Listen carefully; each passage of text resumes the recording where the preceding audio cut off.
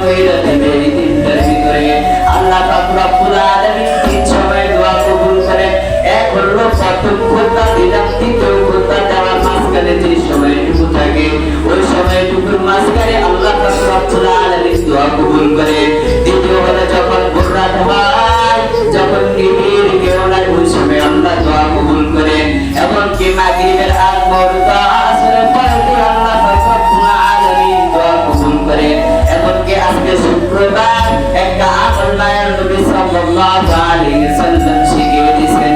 হে দুনিয়ার ইমানদার, হে মুসলমান, হে আমার এলাকার মানুষ, পুরো মানুষ যদি আসরের পর থেকে মাগরিব পর্যন্ত একটা দোয়া করে, একটা দরুদ পড়ে, আমার আল্লাহ পাক রব্বুল আলামিন ওই বান্দার 80 বছরের গুনাহগুলো মাফ করে দেব। এবং 80 বছরের আমলনামা তার গুনাহ খাতা বাদ দিয়ে আমলনামার খাতা লিখে দিব। দোয়াটা হলো আল্লাহুম্মা সাল্লি আলা মুহাম্মাদিন নাবিয়্যিল উম্মি ওয়া আলা আলিহি ওয়া সাল্লিম তাসলিমা।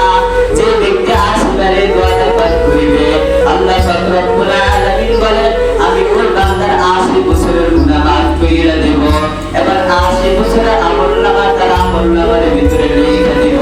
হে আল্লাহর বান্দারা, কুরআনুল কারীম আল্লাহ পাক রব্বুল আলামিন বলেন কুল্লু নাফসিন যায়িকাতুল মাউত, প্রত্যেকটা প্রাণীকে তুমি মৃত্যুস্বাদ গ্রহণ করতে হবে। এই জন্যই তো কবি বলেন কুল্লু নাফসিন শারিবুন কবরু বাইতিন কুল্লু নাফসিন দাখিলুন কুল্লু কাসিন কুল্লু নাফসিন শারিবুন কবরু বাইতিন কুল্লু নাফসিন দাখিলুন কুল্লু কাসিন। কবি ডাক দিয়ে শুনে দেন, হে দুনিয়ার মানুষ, আল্লাহ বলছেন কুল্লু নাফসিন যায়িকাতুল মাউত, প্রত্যেকটা প্রাণী কিন্তু মৃত্যুর স্বাদ গ্রহণ করা লাগবে। কবি বললেন কুল্লু কাসিন কুল্লু নাফসিন শারিবুন, প্রত্যেকটা প্রাণী কিন্তু মৃত্যুর শরবত, মৃত্যুর জ্ঞান পান করা লাগবে। এমনকি কবরু বাইতিন কুল্লু নাফসিন দাখিলুন, হে দুনিয়ার মানব জাতিকে কবর মে একদিন না একদিন মানব জাতি কবরের ভিতরে যাওয়া লাগবে, প্রবেশ করেই লাগবে। হে আল্লাহর বান্দারা, কবরে যাওয়ার আগে সবাই মানসাবানা গুছায় নিয়ে কবরের দিকে রওনা হও। হে আল্লাহর বান্দারা, এই কবরের মাটি প্রত্যেকদিন ডাক দেয়া বলে, হে মানুষ, আমি সাপ বিচ্ছুর ঘর, বড় ভয়ঙ্কর ঘর, আমার ভিতরে আসবি তুই যদি আমলনামা নিয়ে না আসো, আমি কবর দুই পাশে থেকে এমন জোরে ছাপ মারিব, ফালাইয়ামাল মিসকালা যাররাতিন শাররান ইয়ারা, এক মাঝের হাড়গুলো অন্য মাঝের চলে যাবে। শুধু তাই না, কবরের ভিতরে 99টা সাপ, যে সাপ জমিনের ভিতরে যদি শুধু ফু দিত, জমিনের যত তরুণাটা আছে, সবুজ গাছটা ছাড়ে আছে, সব কিছু ঘুরে ছাই হইয়া যাইত, কোনো কিছু জমিনের ভিতরে উঠতে পারতো না।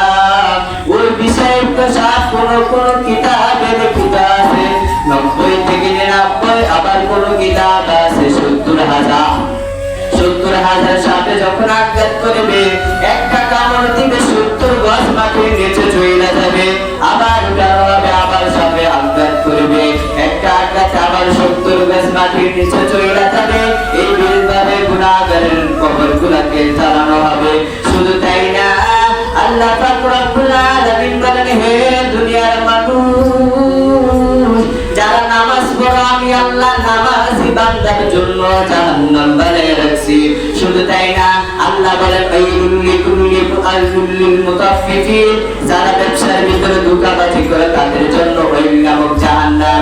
ওয়াইলু ইয়াউমাইযিল লিল মুকাদ্দিবিন, যারা মিথ্যা কথা বলে তাদের জন্য ওই নামক জাহান্নাম। ওয়াইলু ইয়াউমাইযিল লিল মুকাদ্দিব ওয়াইলু লিকুল্লি হুমাযাতিল লুমাযা, যারা মানুষের ঘুষগুলা পিছনে পিছনে করে তাদের জন্য ওই নামক জাহান্নাম। শুধু তাই না, আল্লাহ বলেন আরাইতাল্লাযী ইউকাযযিবু বিদ্দীন ফাযালিকাল্লাযী ইয়াদউল ইয়াতীম ওয়া লা ইয়াহুদ্দু আলা তা'আমিল মিসকিন ফাওয়াইলুল লিল মুসাল্লিন। ওই নামক জাহান্নাম নামাজি ব্যক্তির জন্য। নামাজ পড়ে অনেক আল্লাহর বান্দা ঠিক, কিন্তু নামাজের ভিতরে যদি রিয়া চলে আসে, আল্লাহর কাছে গ্রহণযোগ্য হবে না। শুধু